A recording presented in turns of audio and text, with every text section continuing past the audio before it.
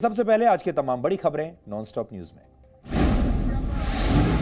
किसान संगठनों ने आज लोहड़ी पर तीनों कृषि कानूनों की कॉपियां जलाकर विरोध दर्ज कराया। दिल्ली के सिंघू बॉर्डर, टीकरी बॉर्डर और गाजीपुर बॉर्डर पर मौजूद किसानों ने कहा कि वो सुप्रीम कोर्ट की बनाई कमेटी को नहीं मानेंगे। लोहड़ी में बुराई को जलाया जाता है, अच्छाई की कसम ली जाती है। ये जला के हमने सरकार को ये सिग्नल दिया है कि इसी तरह ये बिल जो है एक दिन हमारे गुस्से की भेंट चढ़ेंगे और सरकार को इनको वापस लेने पड़ेंगे। किसानों के समर्थन में कांग्रेस ने भी जंतर मंतर पर कृषि कानून की कॉपियां जलाई। कांग्रेस ने केंद्र पर सुप्रीम कोर्ट को गुमराह करने का आरोप लगाया। वो तो पहले ही मोदी जी के कानूनों के समर्थक हैं। ऐसी कमेटी के सदस्य क्या न्याय करेंगे? वहीं सरकार ने कहा समाधान यस या नो से नहीं, चर्चा से ही निकलेगा। इस समस्या का समाधान सिर्फ यस या नो पर नहीं निकल सकता। सुप्रीम कोर्ट ने भी ये चीज कह दी है, तो मैं तो यही कहता हूँ सुप्रीम कोर्ट का निर्णय सर्वमान्य है। सरकार और किसानों के बीच 9वें दौर की बातचीत 15 जनवरी को होगी। किसान आंदोलन में प्रधानमंत्री नरेंद्र मोदी के खिलाफ एक बार फिर आपत्तिजनक और विवादित नारे लगाए गए। दिल्ली के सिंघू बॉर्डर पर आज सुबह कृषि कानूनों की कॉपियां जलाते हुए ये नारेबाजी की गई। मोदी मर जा तू, साडा देश बेच के खा गया, मोदी मर जा तू, मोदी मर जा तू। केंद्रीय मंत्री मुख्तार अब्बास नकवी ने कहा आंदोलन के हाईजैक होने में कोई संदेह नहीं बचा है। अफसोस की बात है कि कुछ लोग क्रिमिनल कॉन्स्पिरेसी का संदूक लेकर के और किसानों के कंधों पे बंदूक चला रहे हैं।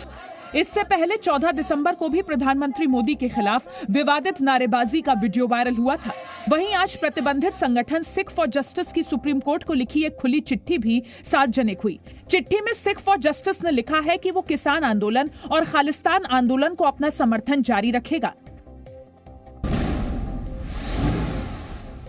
भारतीय वायुसेना में बहुत जल्द 83 नए तेजस लड़ाकू विमान शामिल होंगे। प्रधानमंत्री नरेंद्र मोदी की अध्यक्षता में कैबिनेट कमेटी ऑन सिक्योरिटीज ने आज आधुनिक तेजस विमानों की खरीद पर 48,000 करोड़ रुपए की डील को मंजूरी दे दी। ये एक बार में अब तक का सबसे बड़ा स्वदेशी रक्षा सौदा है। रक्षा मंत्री राजनाथ सिंह ने इसे दूरगामी फैसला बताते हुए कहा, ये सौदा भारतीय रक्षा निर्माण क्षेत्र में आत्मनिर्भरता के लिए गेम चेंजर होगा। तेजस बहुत जल्द भारतीय वायुसेना के लड़ाकू बेड़े की रीढ़ बनने जा रहा है। हिंदुस्तान एरोनॉटिक्स लिमिटेड में विकसित तेजस मार्क A1 चौथी पीढ़ी का सबसे छोटा और हल्का लड़ाकू विमान है। मल्टी रोल फाइटर जेट तेजस सुपरसोनिक स्पीड से हमला करने, मिसाइल दागने और रडार को चकमा देने में सक्षम है। भारतीय वायुसेना में इस वक्त तेजस से लैस 2 स्क्वाड्रन हैं। भारत पाकिस्तान अंतर्राष्ट्रीय सीमा पर बीएसएफ ने आतंकी घुसपैठ के बड़े रास्ते का पर्दाफाश किया है। जम्मू के हीरानगर सेक्टर में सुरक्षा बलों ने 150 मीटर लंबी सुरंग ढूंढ निकाली। सुरंग का दूसरा छोर पाकिस्तानी पोस्ट के बेहद करीब है। सुरंग से कुछ बोरियां भी मिली हैं जिन पर कराची की सील है। तो इसमें जैसे आप देख रहे हैं जो सामान मिला है, खासकर सैंड बैग्स हैं, उसके ऊपर पाकिस्तान की मार्किंग है और कुछ और एक चीजें हैं जिससे कि टनल को इस साइड में निकालने के लिए उन्होंने मुंह को स्ट्रेंथन किया हुआ है। सुरंग मिलने के बाद सुरक्षा बलों के तलाशी अभियान में तेजी आ गई है। पिछले साल नगरोटा हमले के बाद बीएसएफ ने ऐसी सुरंगों की तलाश के लिए ऑपरेशन सुदर्शन चलाया था।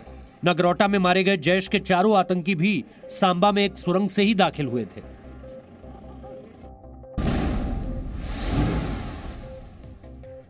नए संसद भवन के लिए दिल्ली में सेंट्रल विस्टा का निर्माण कार्य मकर संक्रांति के बाद 15 जनवरी की सुबह से शुरू हो सकता है।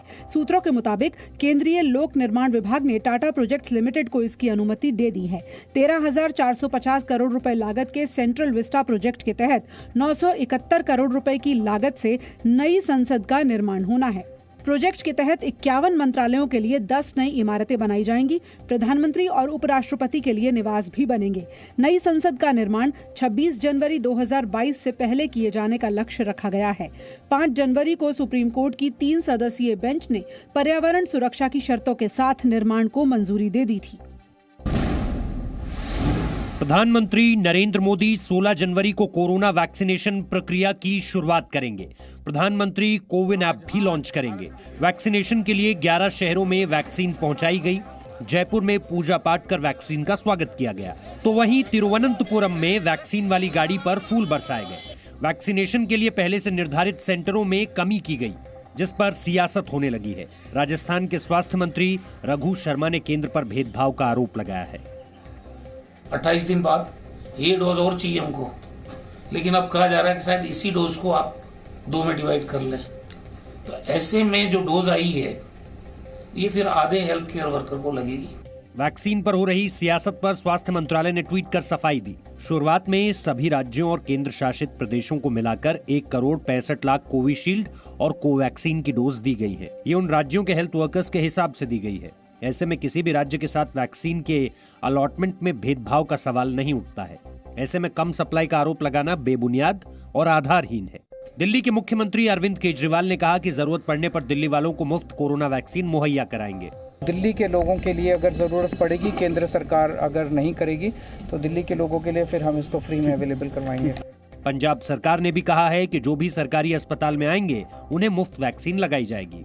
हमारे सीएम साहब बहुत फराहदिली से काम कर रहे हैं। जितने लोग हमारे पोर्टल के ऊपर ऑनलाइन आएंगे उनको सबको लगाएंगे, जो हमारी फैसिलिटी पे आएंगे फ्री लगाएंगे।